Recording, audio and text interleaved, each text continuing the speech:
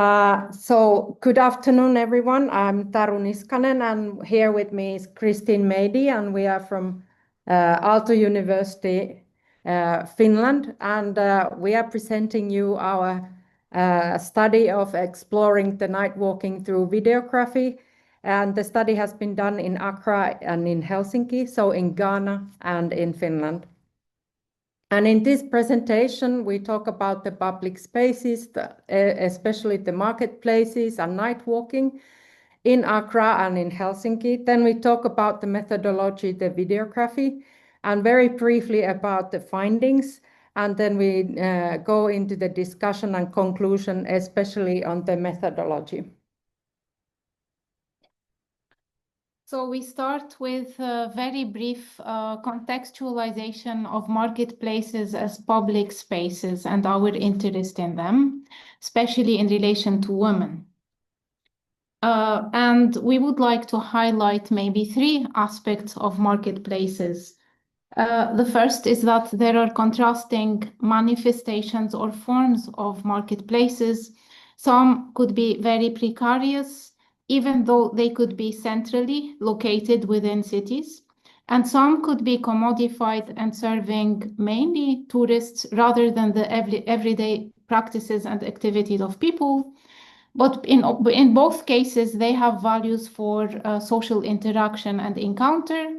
And this is what Sophie Watson has highlighted in terms of the social inclusion and care aspects of marketplaces and their qualification as public spaces.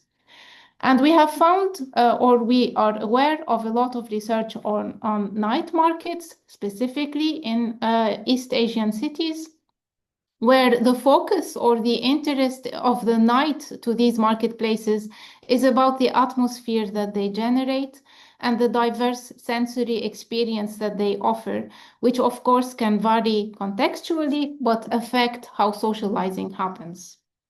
What we have identified perhaps as a gap is that there is less research on walking at night in diverse marketplaces. Therefore, we try to address this gap, and specifically from the perspective of women's experiences. And we chose two very distinct geographic contexts where night light could really be contrasting. And the third point, or the third item in this research, is that we wanted to explore videography as a method to understand walking at night, specifically in the case of women. And as said, we studied the marketplaces in Accra and in Helsinki, and that happened at 8 o'clock in the evening. Here you can see that the cities are located in Finland, close to the polar circle, and Ghana, which is next to or quite in the equator. So their daylight conditions vary quite a lot. In Accra, you have almost even 12 hours throughout the year, night and day. But in Helsinki, summertime, the day is very long, and then in the wintertime, the day is very short. And we walked in Helsinki in June, which means that at 8 o'clock in the evening, it's still quite bright daylight. As said, we studied the marketplaces in Accra and Helsinki at 8 o'clock in the evening. And in Accra, it's the night market that is also called the circle market. And in Helsinki, we studied actually two markets. One in the very center of the city, which is a tourist attraction, and the other market square that is usually used by the residents. And the methodology that we have tested now is the videography, which is a qualitative research method applied in the natural settings, and it combines focused ethnography and video analysis. And with the focused ethnography, we mean that we go to the field and have short data-intensive periods and not, in contrast, this kind of long observations for several months.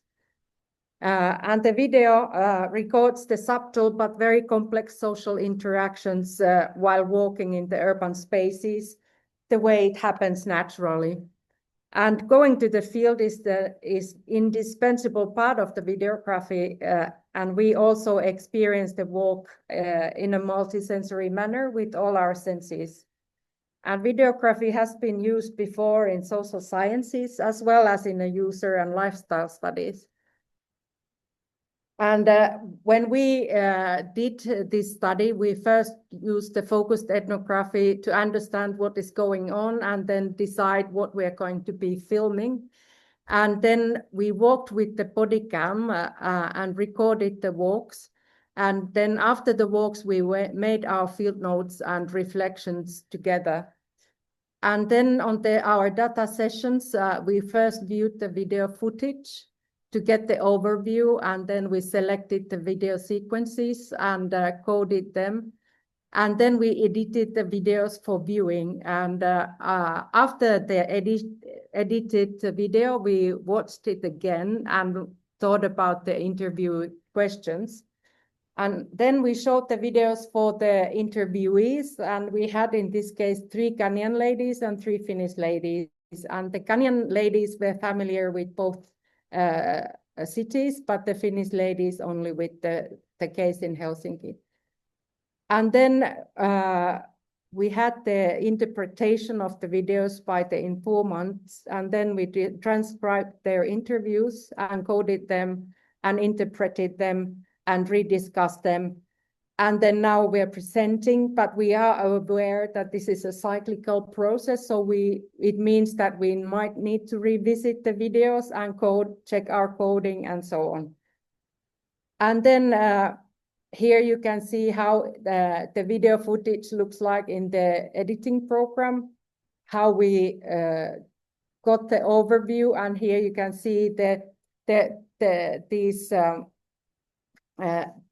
cut lines where the clips have been cut out and then put together the videos. And now I will show a couple of short video clips, one from Accra and one from Helsinki.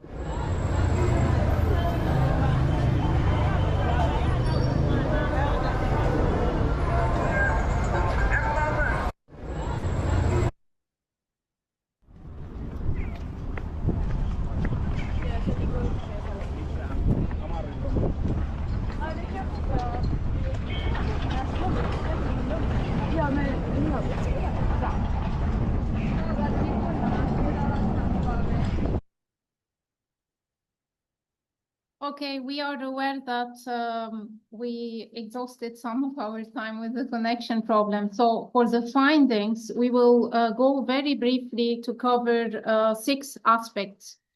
The first is about nightlight. Without reading through the 3 bullets, we would like to summarize what did we learn from this videography and the intensity of light. Darkness was usually associated with the inability to orientate oneself, and that meant that the woman had to choose different tactics while walking in the dark. And if there was no natural light, of course, artificial light was appreciated, but it was expressed by the woman that it was a privilege in the case of Ghana to have artificial light in the absence of municipal lighting. The next theme is about space and activities.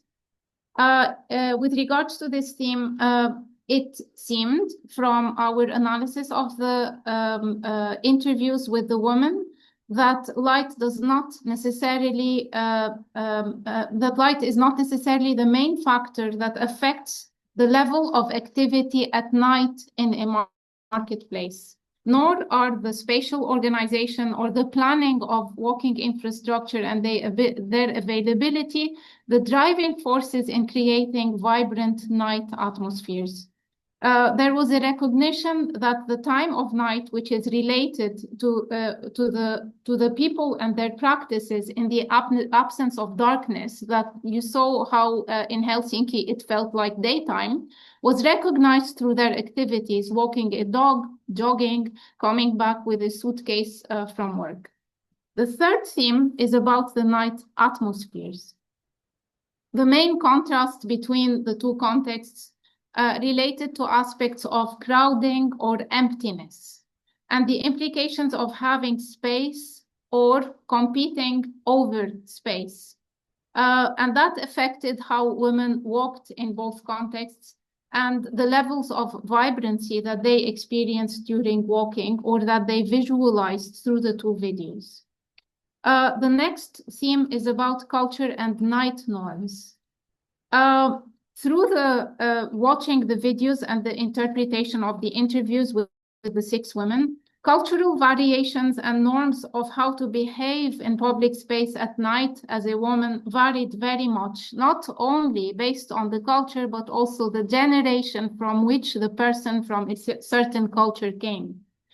And there was also the contrast between being individualistic or sharing common norms with the society in which you are walking at night. Furthermore, the women, both the Finnish woman and Ghanaian woman, expressed how they acculturated to their behavior at night in relation to the cultural norms in which they were walking. The next theme is about their perceptions, women's perceptions of walking at night in the markets. Generally, the respondents appreciated the routine of the night, which gave them a sense of stability and contributed to a sense of safety of walking at night. And they also mentioned that in both contexts, Accra and Helsinki, being familiar with a space might overcome the intensity of light of walking at night in a certain context. The final theme that we drew out of this analysis related to the woman's experiences. So at night, the power of the context in determining the decision-making process of whether to walk or not walk was very important. And they felt that the natural light in Helsinki actually put them at an advantage because they were more free to experience the city at that time of the night. And finally, one last point is that without having contextual or cultural constraints, light at night gave them the ability to make choices and decide on their preferences of where to walk in the city at night. So we will very briefly, could you just tell us, is it possible that we take 2 more minutes or are we really over time? Take those 2 minutes, no worries. Okay, 2 minutes. we'll very quickly go to the discussion. In this discussion, we would like to sum up 2 aspects. One is related to women's experiences and perceptions at night, and how did this come out regardless of the light intensity.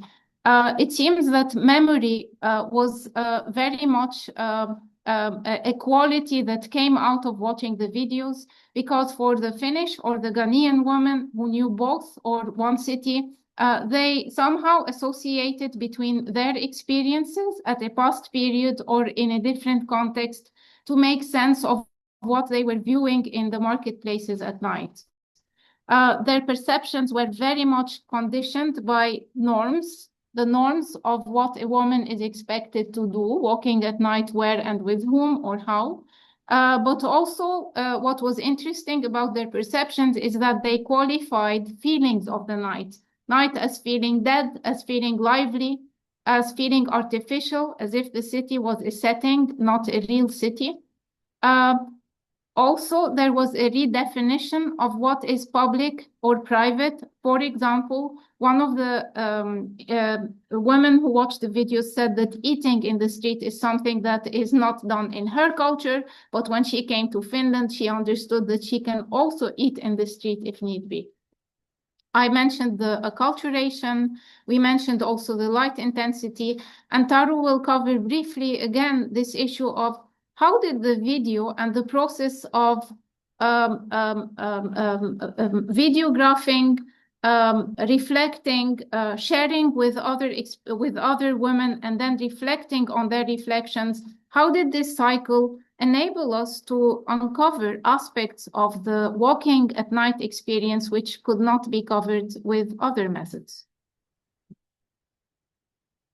Yeah, and to conclude with with the method, we thought that the videography produced powerful encounters, and it challenged the viewers to engage in new ways of seeing and theorizing, and especially in the night or distant context when the viewers themselves were not going to the field at that time.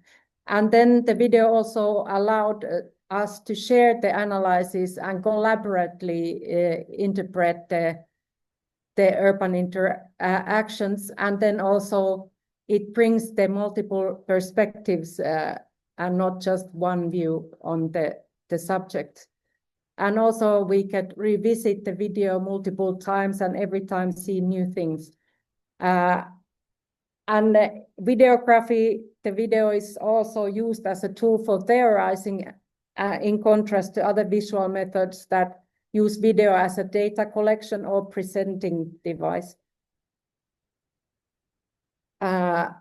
But of course, we have to understand how we took part in creating that knowledge and how we were able to understand and learn about the place and walking there and talking with others.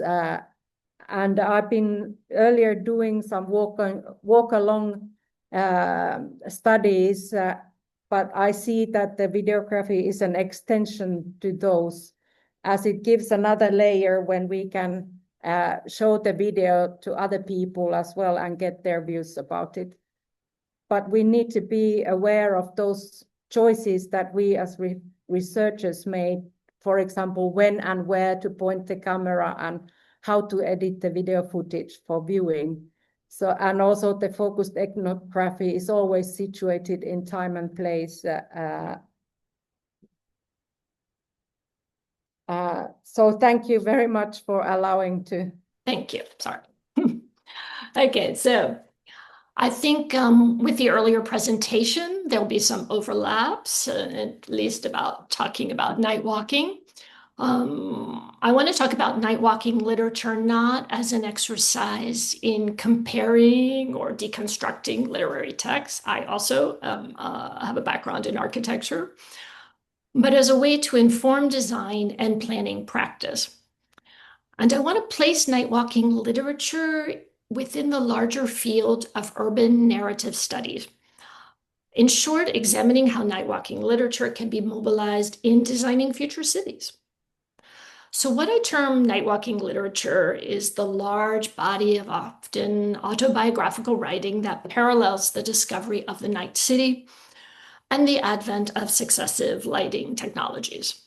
And I'm sure we're all very familiar with these texts describing the experiences of the author as he walks through the city at night. Certainly, scholars such as Matthew Beaumont have written books concerning London night walking, and Joachim Schlor in his Nights in the Big City discusses, well, he devotes a whole chapter to night walking and what he terms the author-wanderer. Each author, writes Schlor, has their own ways of walking a city by night, their own footsteps, their own rhythms, which added knowledge to the public's comprehension of what was still a developing urban night at the time. So above all, though, these writer-wanderers, they're putting their knowledge into movement, and it's a motion that continues to shape how we perceive the city today. So with the illumination of the night city, and in parallel, the production of an active, wakeful night, acts of walking and writing the night city found common ground. And it's a ground on which we can construct a design framework based on local voices, histories, experiences. In my abstract, I had identified writing itself as a form of design practice, something written about notably by Jane Rendell, who through different projects thought of writing into what she called an expanded view of architecture and urban practice. Rendell focused on writing as a methodology for exploring and for knowing space, from which we could then begin to conceive of alternate perceptions. So in my research, I was using a lot of historic night walking literature from mostly 19th to 20th century France, not because I'm nostalgic for this romantic period of the city, But because I find this period of lighting emergence really helpful in establishing a language or a means to speak about night and our perceptions of darkness, light, space, sensation that are also applicable today in this current period of lighting transition. And this is also because until recently, architectural texts, urban texts didn't really talk about or pay attention to night or darkness or what buildings can be in darkness. Whereas when we look to literature, we look to writing, for example, Henry Miller in Walking Up and Down in China, which is actually about Paris. He, talks about entering a street as if entering a vestibule, of not being able to see differences of, how, if the space is going up, if the plane of the street is going down, if things are receding, and perspectives are changing. And it gives a language a lot to how we see space differently at night. So, for example, in 1918, when Guillaume Apollinaire writes Les Flâneurs des Deux Rives, he starts by talking about walking at night. He's just outside of Paris in a suburban area, Auteuil, and he stumbles upon a space where disused gas lanterns have been tossed aside, sort of a junkyard for lamps, because electricity at the time has already replaced the gas lamps. So Apollinaire relates this site to the idea of a museum. He talks about how it could be a museum immortalizing the different ways in which the streets of Paris have been illuminated or éclairés, which he puts in quotes, as if he's sort of testing out himself this new language, this new terminology of lighting and how we will speak about lighting from now on.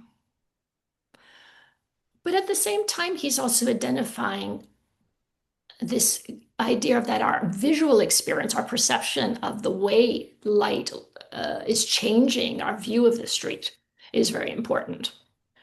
Now, certainly research around urban narratives has grown in recent years, being recognized as a method of interpreting space while gaining historic, localized knowledge of how place came to look and feel the way it does. Increasingly, urban narratives are seen as a viable means of informing planning decisions and a medium for questioning how we should developing cities in times of spatial and ecological crisis. And this is interesting. I mean, the image on the left, and I can talk about this later, but it's an open access site for the city of Paris that shows all the lighting that is in public lighting, not private, that is in place today in the city. And of course, you can click on each one. And it sort of shows the, certainly the extension of lighting plan. And it also serves as an urban narrative, any sort of mapping or storytelling. But comparing this to other ways in the past of explaining in literature the places is something that Levin Emil, who's talked a lot about urban narratives, one of his recent books was The Narrative Turn in Urban Planning. And he talks about how urban narratives can be really useful when we're talking about place-based city planning. I mean, certainly narratives are of and about place. They help us to find a common situated language with which to articulate space. And very importantly, show how the material city and its lived narratives are always intertwined.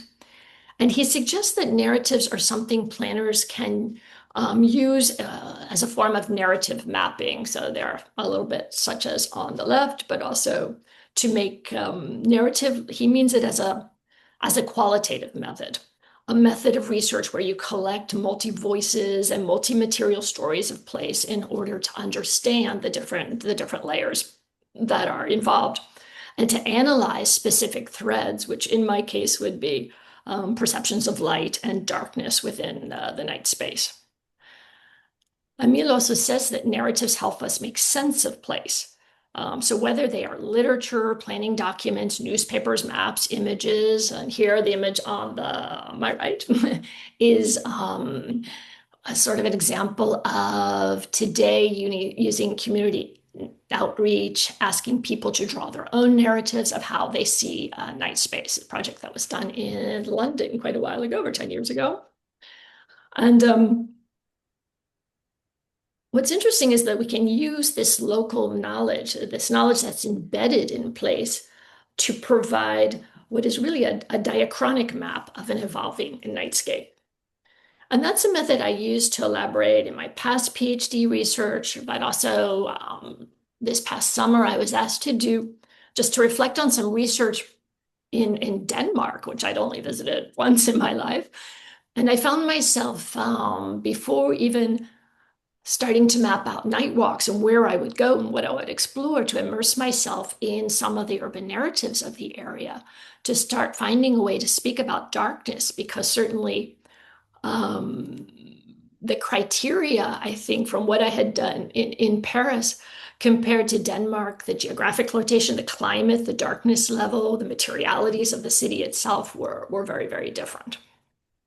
So I think in this way, urban narratives in the planning processes are useful as a way, as I said earlier, to ground our thinking, to start give us a foundation from which we can act. So in 2015, Casper Ebensgaard wrote an article called Illuminates about Copenhagen and Denmark, where he discussed a newly designed pedestrian area where benches that by day create a pleasant space to sit and to be, became intimidating by night, where, as he wrote, the spotlights kick in. And this image of the spotless pedestrian, the street lamp that highlights or isolates the lone walker, is one that is very familiar to night walking literature. I mean, certainly there's Sasha in Jean Rhys's Good Morning Midnight, which was written about in 1939. And Sasha is walking one evening in the Paris streets on Boulevard Saint-Michel, where she is approached by two men. Once she decides to respond to their questions, she steps out of the shadow and into a pool of light provided by a nearby street lamp. In the guise of guessing one another's nationalities, the lamplight allows Sasha to both appraise the strangers and to be appraised. She's well aware that she's being sized up. The bright circle of lamplight does not describe a zone of security, but actually one of exposure, which is still a question we're asking today in terms of lighting and in terms of how women use the city. Interestingly, Sasha regularly organizes her evening walks around streets that are, as she says, friendly and streets that aren't, with further right and wrong sides to navigate. Outside in the night, doors become solid things. Building facades are tall cubes of darkness, and lit city windows become eyes, although very unwelcoming eyes. So Rhys kind of captures the awareness of women night walkers, and this awareness we have of nocturnal space, and these mental maps that we draw to remember friendly streets or friendly paths that we might take. It kind of reminded me of the Pont 6 Nocturnus project in Barcelona, and the study around women who's working at night and how important it was for them to have these beacons in the night, sort of signs of life and activity, and if needed, signs of help.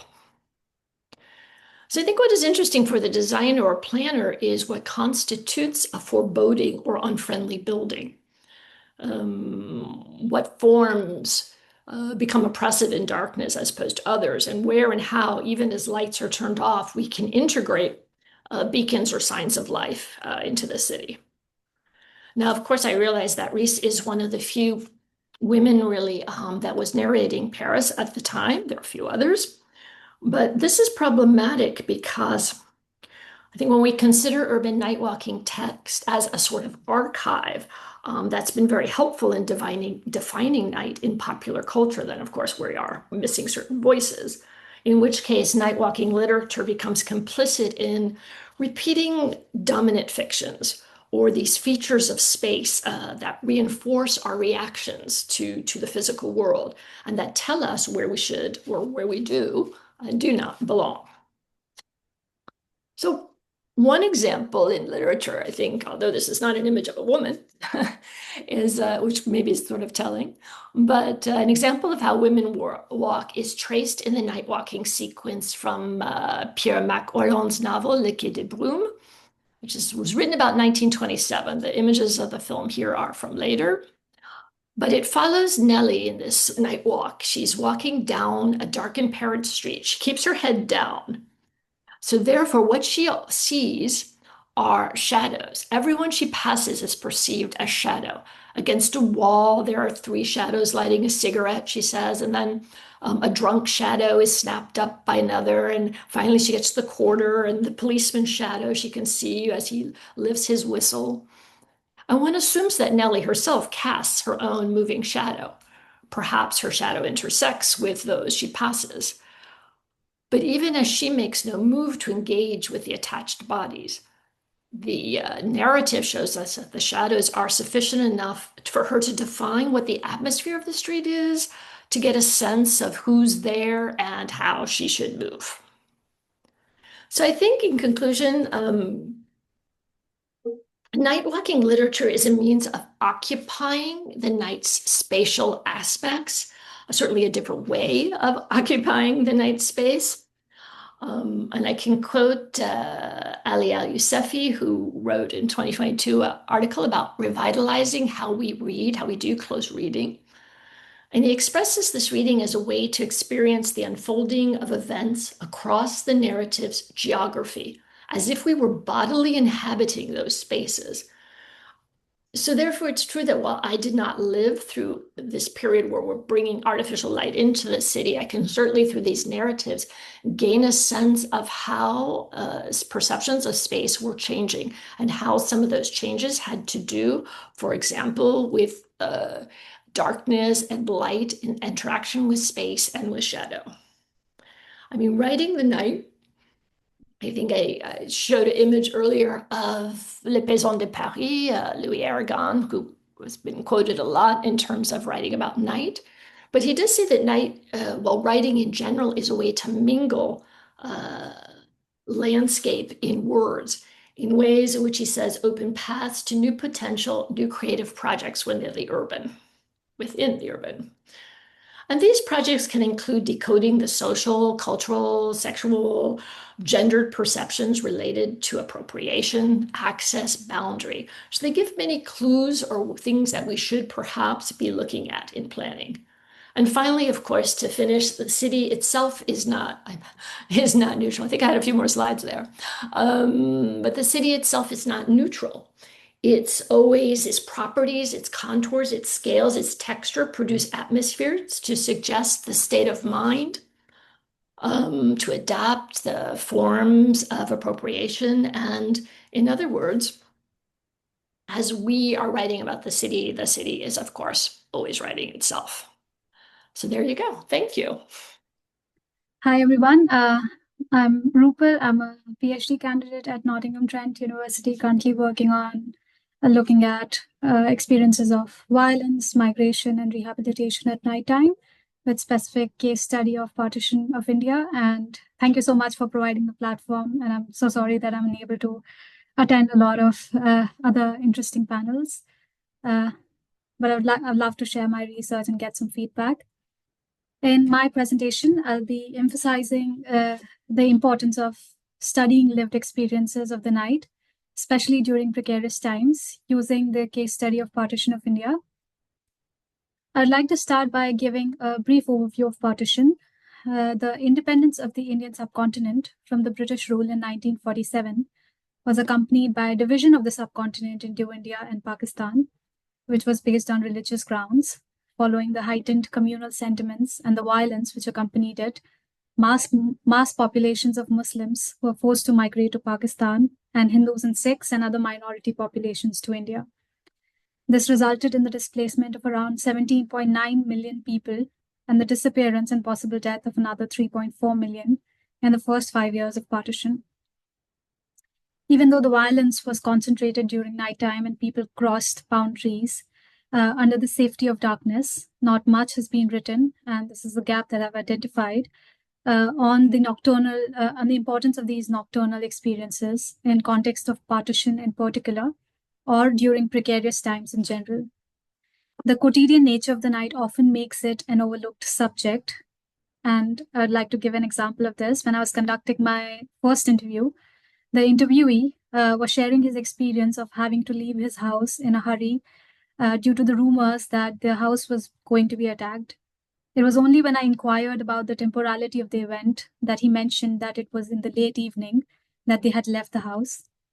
Similarly, night often remains absent from the conscious narrative attention due to its banal nature.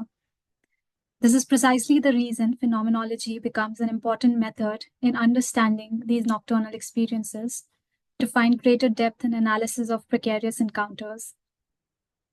Etymologically, phenomenology is the logos of the phenomenon, which refers to the study of appearance, the task of which is to formulate an experience of the world. And the most simplistic definition, it refers to the study of lived experience. Husserl, who's the father of phenomenology, argues that in going back to the moment of experience, or in the experience of being conscious of an object, we create an opening towards a pre-theoretical understanding of the world. For this to take place, Husserl uses the method of epoche or bracketing, which refers to the suspension of objective or theoretical notions about the world, thereby allowing us to focus more narrowly and directly on reality just as it is given, or how it makes its appearance to us in experience. So moving beyond the jargon, phenomenology, as I'm using it, is basically idea of studying an event in itself without looking at different historical, social contexts in which it comes, although they are a really important part of it. This bracketing or epoche allows for new epistemes to develop in our understanding of the world structures. Here I'll attempt to reread the daily experiences of people during partition through the technique of bracketing to find new experiential structures or openings. Through the repetition of experiences and continuity of conditions, there's a typification of everyday life. The everyday world often goes unnoticed or unremarked until a close examination is done, which results in a defamiliarization with respect to an object or an experience. What events, especially precarious events like partition do, in a phenomenological sense, is put into question the taken for granted ideas of belonging, home, relations, security, etc. of everyday life by exposing the subjects or the people to the experiences of violence, forced exile, alienation, rehabilitation, which can be looked at as interruptions in the everyday world. They also open a space to create further inquiries into more banal aspects of life, like the night. In the everyday during the partition, that is the line of inquiry of this presentation. The spatial temporality of the night, which is often taken for granted in lived experiences, become a lens of analysis through which experiences of partition are looked at anew. And I'll try to dissect it more in my presentation. Here I'll share two examples of personal narratives of partition to examine the ways in which night affects the experiences of violence and migration. The first experience that I've taken is from a memoir which was written by writer Jeet Kaur, who as a child witnessed the atrocities of partition. And I'll read this longish paragraph so that I can make my argument more elaborate. Lahore was burning. It was May of 1947. In Lahore, during the hot summer months, people used to sleep on the terraces of their houses. That May, no one slept. The whole night, people kept vigil and heard voices that came stabbing through the stillness of the night, penetrating the heavy silence that had settled over the city. And on the multitudes of its inhabitants, innocent people who just wanted to live peacefully in their homes, carrying on with their lives, were hearing only high-pitched wails of terror all around and also in their own heads. Orange, red flames leapt up in the still dark air. In the darkness, they looked crimson. Crimson flames dancing and leaping up in wild ecstatic abandon like wild witches. Keeping the literariness and the literal motifs of the description aside, I'd like to concentrate on the perception of violence at nighttime that Jeet Kaur describes. The experience of violence during nighttime differs substantially from the one experienced during the day. The visual obscurity of the night intensifies the feeling of dread, fear, and uncertainty, while at the same time creating a spectacular scene of violence. Don Handelman argues that the darkness of the night radically alters perceptions which are dependent on sight, changing and influencing the apprehensions and the conceptions of existing and navigating objects. Night affects the perception of violence in two ways. First, it unsettles the ocular or the visual certainty of the location of objects while amplifying other senses. Looking at the fires leaping across some distance, Kaur recounts how they made the neighbors wonder which colonies were being burnt. Some guess that the flames were quite close and imagine that close neighborhoods had fallen prey to the violence. The darkness of the night challenges the ocular security that is available to people in their day-to-day lives, especially during precarious times. The perceptions of distance and proximity also becomes blurred with a shift to other senses. Kaur recounts how it was a very dark night. They heard screams of someone shouting, "Bachao, bachao," running with 5 to 6, 7 people running after him like bloodhounds. They came running from the left and turned in the street just opposite our house on Chamberlain Road, and then a terrible scream and the sounds of someone falling on the road. The people who were following him fled away.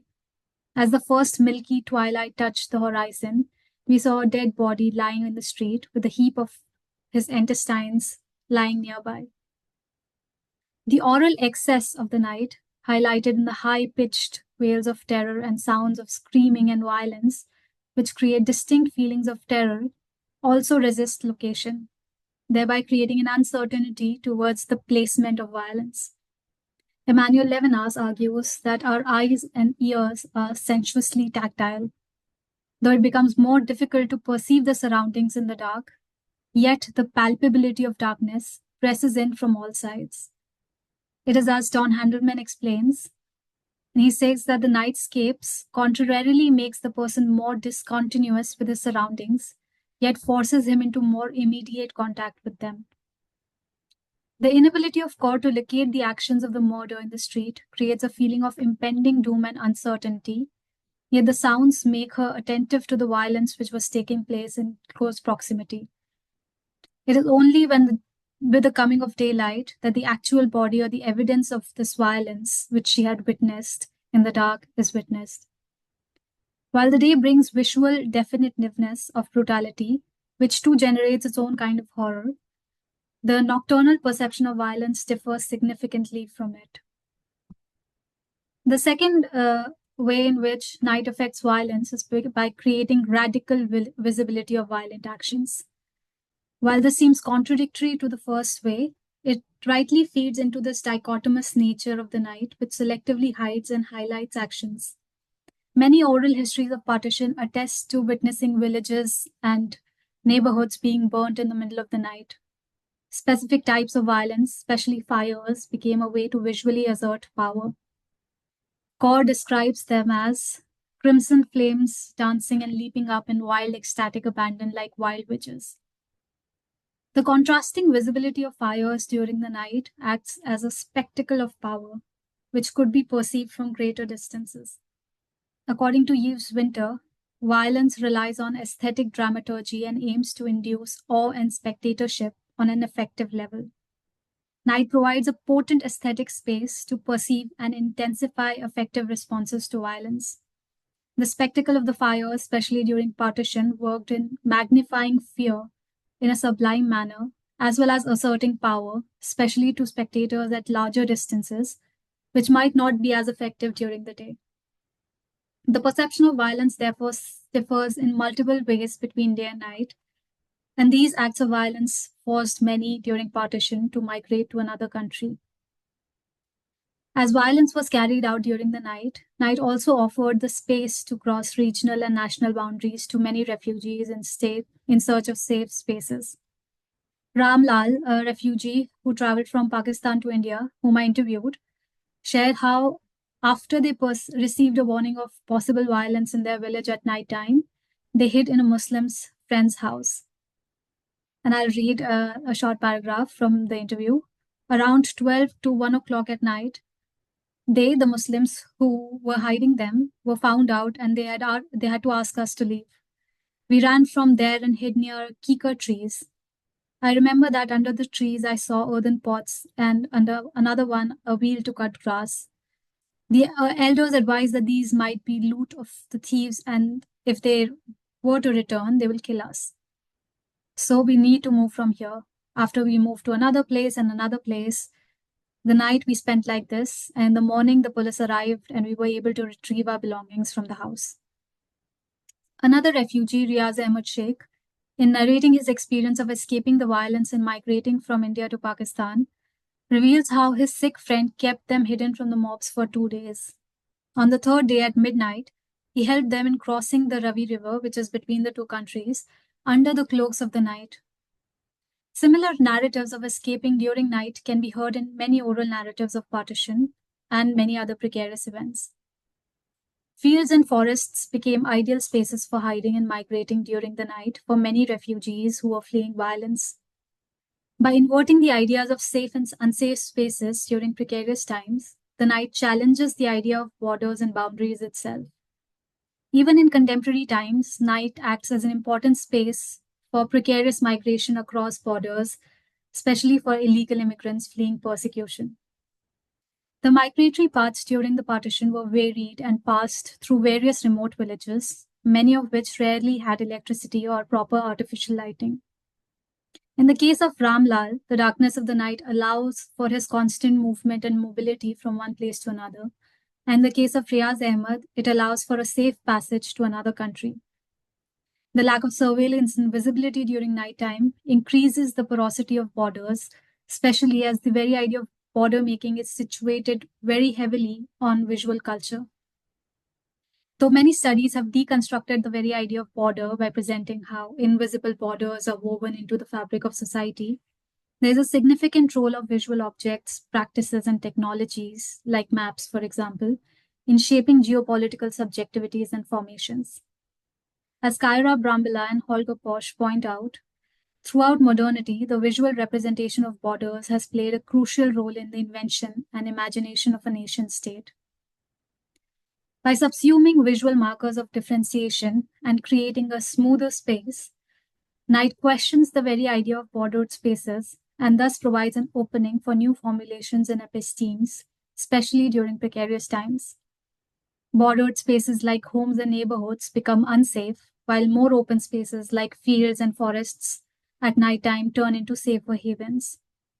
While Ramlal and Riaz Ahmed do not provide a perceptual narration of their movement, their experiences at nighttime highlight the importance of the night in their migratory experiences. There's a shift in perceptual experience of the quotidian during the night, especially during precarious times, and I'm kind of repeating this again and again to emphasize my point. The acts of violence and migration carried out during the night differ significantly from that of the day. When seeing through a phenomenological lens, the temporal space of the night creates openings for questioning the sedimented and typified experiences and concepts, bringing into focus new forms of perceptions. Inquiring into these can help us understand the nuances of nocturnal experiences of crisis and possibly create better strategies to ameliorate refugee experiences. Thank you.